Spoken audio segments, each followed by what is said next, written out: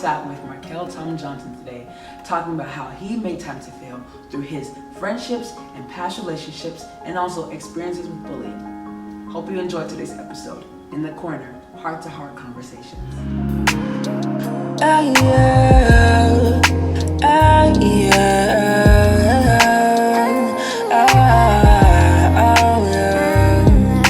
The Corner, conversations in the corner.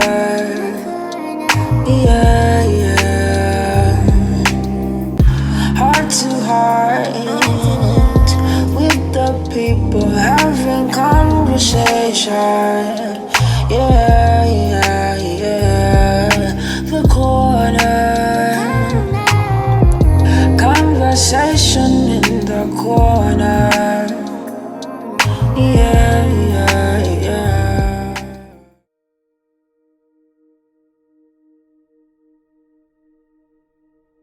How y'all doing? My name is Marchael Johnson, aka Kels. I'm from Greensboro, North Carolina, origins from Freetown, Sierra Leone. I'm 23 years old, and I'm coming at you guys straight from the corner. That's a crazy question. I feel like my 20s has been the first time that I've actually taken the time to learn my feelings and how to feel. I think I got exposure to it from relationships with people, with women. And so from that being said, I think now that I'm in a place kind of being by myself, it kind of gives me a lot to understand, especially when it came down to relationships. Because when you feel, feelings to me is kind of like baggages. And so when you feel, that's not somebody else's load or tote to carry. And that's something I believe that somebody has to be able to understand for themselves and to be able to hold it. Because God doesn't give you too much to, that you can't handle. So you shouldn't, do the same to yourself. So me, I think recently I've learned how to feel. In the past, it was kind of weird and hard. I just tried to do whatever I had to do to get by. But I can say for the past 3 years now, I've been teaching myself how to feel, because nobody else is going to do that for you. Yeah, I've had plenty of time. When I'm going back to how I was saying about relationships, I've just had some pretty interesting experiences. So with that being said, those dating experiences kind of helped me understand my emotions, and then also some relationships with some of my friends. It kind of helped me understand not only my emotions, but emotions of other people, and how to dictate positions in people's lives, relationships, and all the types of things. So,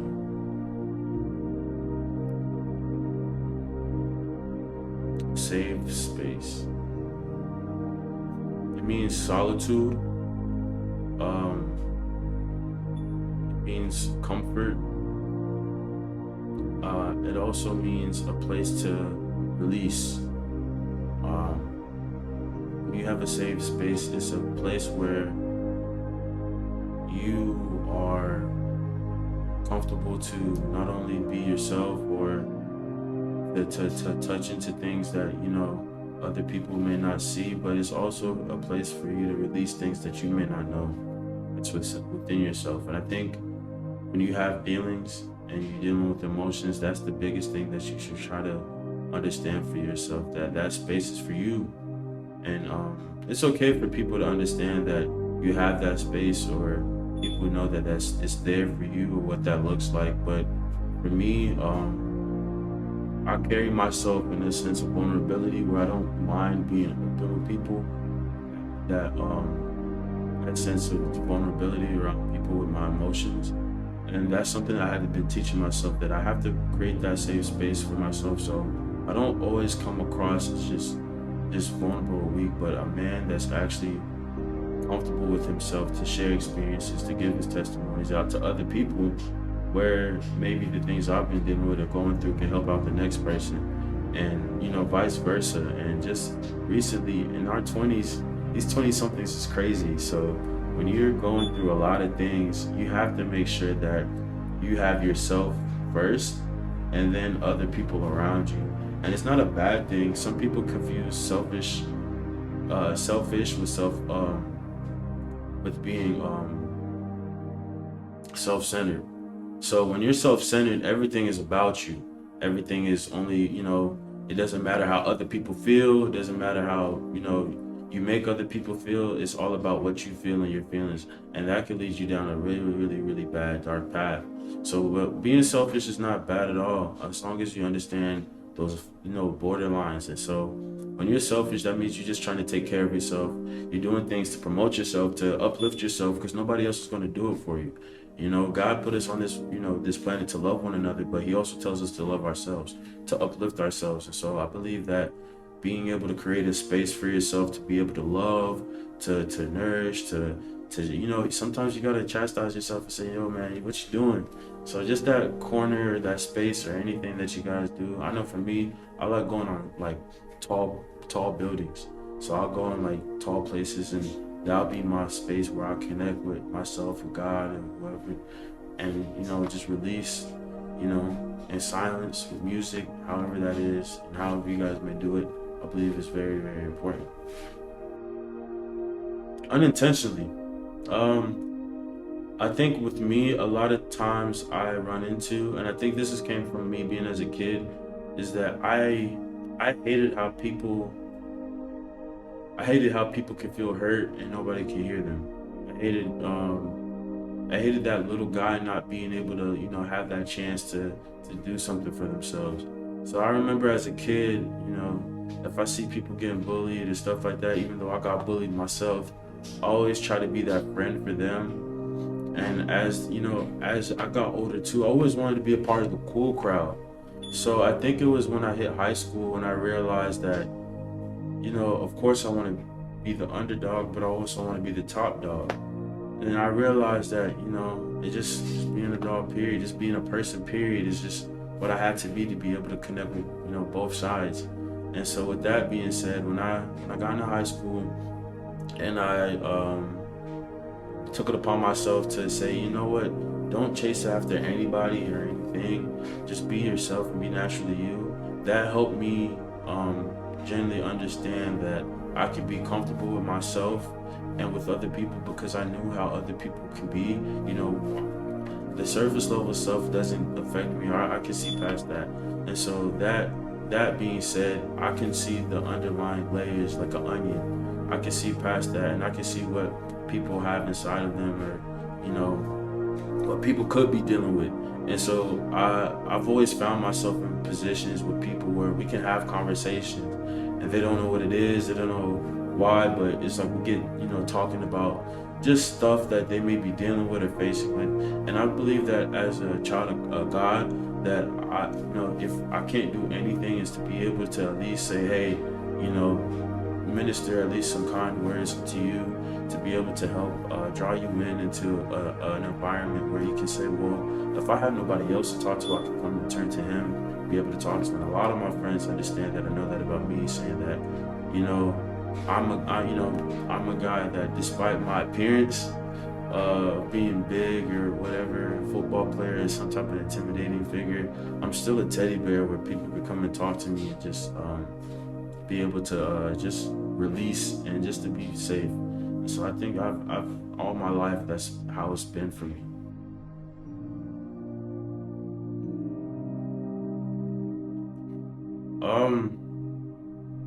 It made me feel a lot of things. And I think being African, I'm sure a lot of people can relate. It's hard, especially as a guy. You're expected to be a lot of things, and when you have certain people that you expect to hold a certain position, not because of who they are as being African, this and third, but just as a loving parent or a loving friend or a loving anything, it kind of makes you feel very, very, very disappointed in yourself for not living up to whatever expectations and standards they had. It makes you feel very, very little. And so for me, it was a plethora of emotions. And I think even now, just being older, kind of going through life, you can see a lot of that people still haven't dealt with that as a child, those childhood traumas or situations and stuff like that. So for me personally, it was something that it made me feel very insecure. So with me, I tried my best to not allow myself to feel a lot of things, but it's hard. You're gonna feel very, very, very insecure. You're gonna feel very judgmental towards yourself and think about a lot of things that other people think about you just because of what you've been used to as a kid. So for me personally, it just took a lot of understanding to know that I had to create that safe space. So me as a kid, it really hit me hard when I had to figure that safe space out. And a lot of years later, I'm starting to learn how to do so. And it just generally, the safe space comes when you understand you have control over it. No matter how small or little or big it is, once you understand that you have control over that and you dictate what's in your space as far as people, as far as your time, as far as just any responsibilities or obligation, whatever it is, once you understand that it's yours, then it helps you dictate how you want yourself to be and what roles you play within yourself. So for me, understanding that I had to be the master of my destiny, and that means just my mental, my spiritual, and my emotions. It helped me really, really kind of tackle those childhood traumas and things of that nature that I dealt with, or just those insecurities and stuff that I dealt with that really, really, really came along with me until I was about like in my 20s. And dealing with certain relationships too really will bring out some those hidden, pieces of coal that you probably have locked up. And once you just, take that time to be vulnerable, to feel, to just say, all right, you know what, I have my space, no matter how big, just go there and just release it, you really feel light. And I have so many things, such as like my journal that I started because of my relationships. Working out was a big thing for me. And just music, playing my bass guitar from my church. Just whatever little things that I could do to keep myself from not dwelling within those places that people created for me, but developing my own little circle for myself.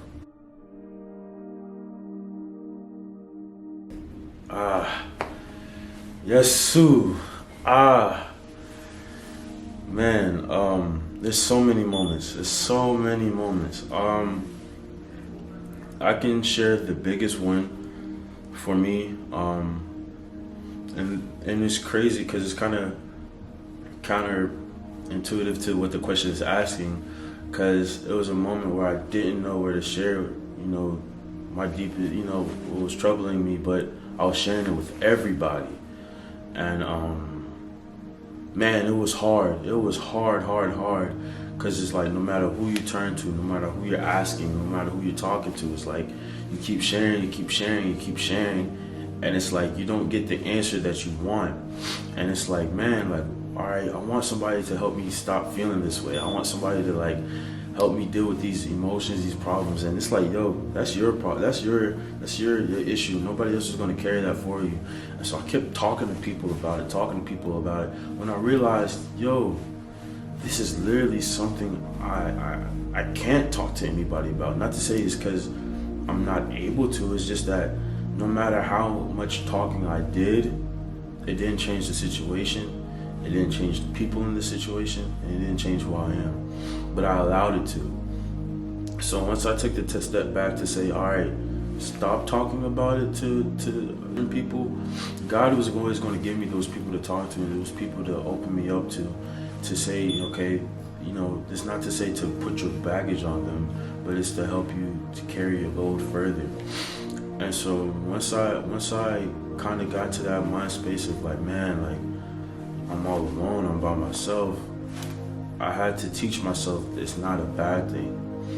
And I've always been so used to just having people around and just like having people in my life and just around me in general.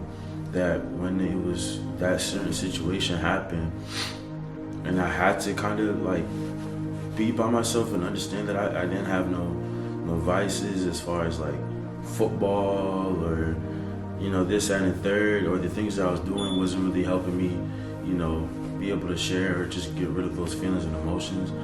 I then turned to myself, and that's what kind of got me into journaling. That's what kind of taught me how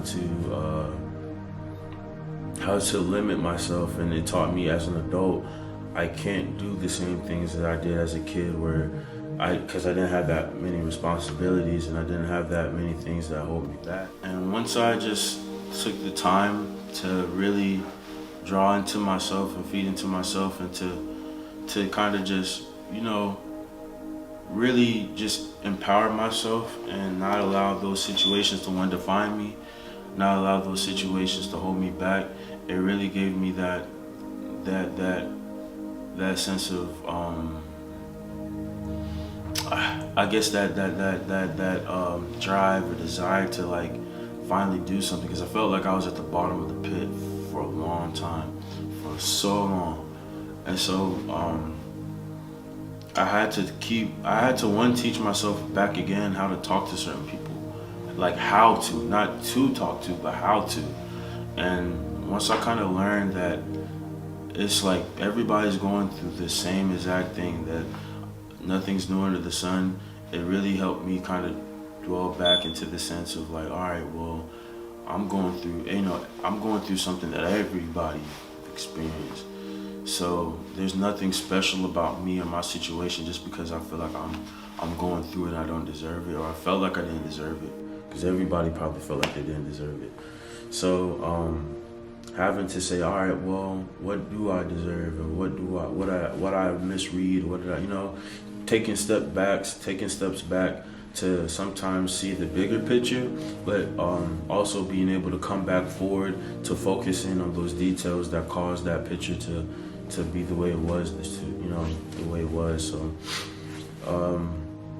man, it took a long time for me to keep my mouth shut and stop talking to people once I realized that, not to say nobody was listening, but that I didn't really have too many people to talk to, or and that in itself helped me to then realize who I did, who ended up showing up for me at the end of the day, who ended up, kind of not understanding, because I think my issue was that I didn't understand my feelings. I didn't understand how to feel, and I didn't understand how to communicate those things. Like, it was weird, and it was hard for people to understand me or what I was thinking and things of that nature, which made it hard for them to help the situation, even though there was no help to it. So when it came, at the end of the day, I love everybody that's in my life, no matter how the situation, turned out to be. But it was something that helped me to say, all right, well, be a man, be a person that can stand on their own 2 feet. God only gave you 2 feet, not 4, 5, 6. So be a man that can stand on his own 2 feet, but not afraid to lean on others when I need the help. So that situation taught me so much, and it got me to that point where I figured it out, still figuring it out, and I'm still 23. And so it's just helping me. It helped me out a lot to understand that you have to be able to understand sometimes you may not have anybody to talk to, because you have everybody to talk to, which is yourself.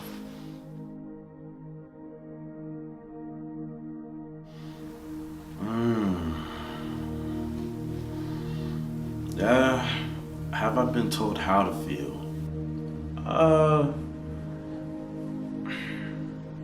I think people try to. I'm stubborn. I have my views and things of that nature. So when I feel a certain type of way and people are kind of surprised I feel that type of way, it's not really anything they try to convince me out of. I've had people tell me how I should deal with situations, but when it came to my feelings, it was hard for me to communicate that to people.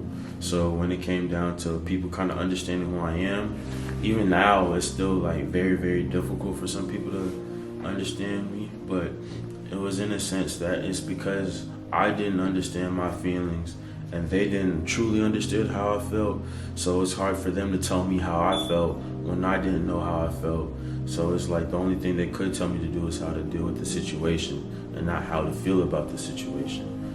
Because of course, you can put anybody in the same situation, you're gonna feel everything, but it's what that main feeling that you're feeling, and that main feeling that you get is what kind of drives your decisions. And for me, a lot of my decisions didn't make sense to a lot of people. So for them to relate how I felt was kind of like, okay. But I don't know, I just think that that I had to take the time to understand my feelings and who I am and feel. And I think I see it now a lot more lately, that it's becoming a lot easier for me to communicate and for people to kind of understand who I am. And so I don't take it for granted to, boast. I'm a nice guy, but every nice guy has their own scars and, wounds. Not all bad guys are just, wounded up. Nice guys too. So it's like I have my own battles that I've been through, which caused me to be the way I am. And so now that I'm accepting that and I'm feeling that, it makes it a lot more easier for me to feel and contribute my feelings to other people, which now they can kind of say like, I get it, but why do you still feel that way? You don't want to feel, nah, I don't. I try not to feel like, how can I say this? I don't like being like, I don't like feeling like I'm hating on people, or like I'm,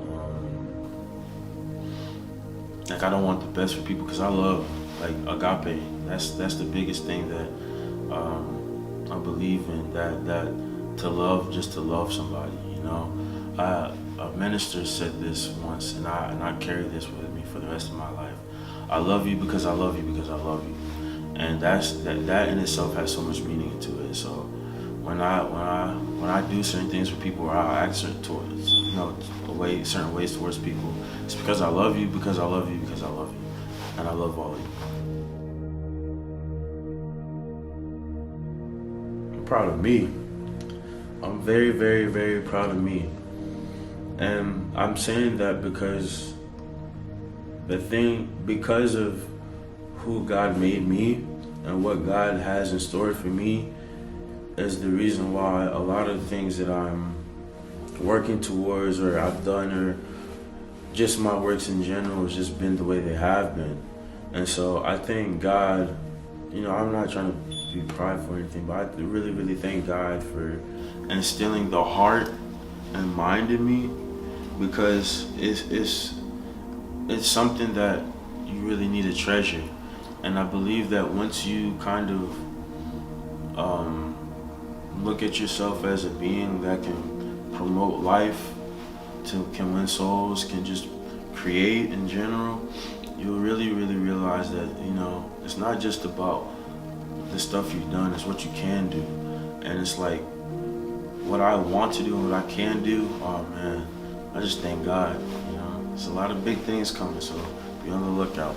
Yeah, I'm very, very proud of myself.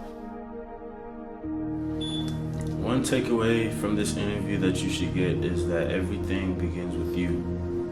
So no matter what it is in life, it always starts with you. You control what's right next to you, far away from you. You control it a lot. God gives you free reign for a reason. So to be on this earth, to be who you are, you have to understand that He gives you a lot. And so no matter how stressful, how bad anything is, it always starts with you. So if anything that you take away from this is that because it starts with you, you have to make sure that it always ends with you. And that means that no matter what you have on your plate, once you put that on your plate, you have to make sure you finish it. Nobody else is going to do it for you, and that you should always make sure that you give grace upon yourself. I think it's very detrimental that people understand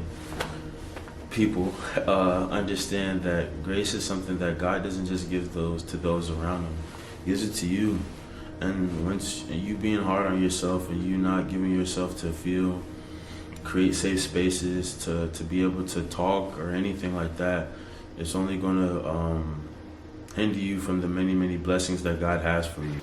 So at the end of the day, if anything that I want everybody to understand is that it starts with you, and make you the best you can possibly be.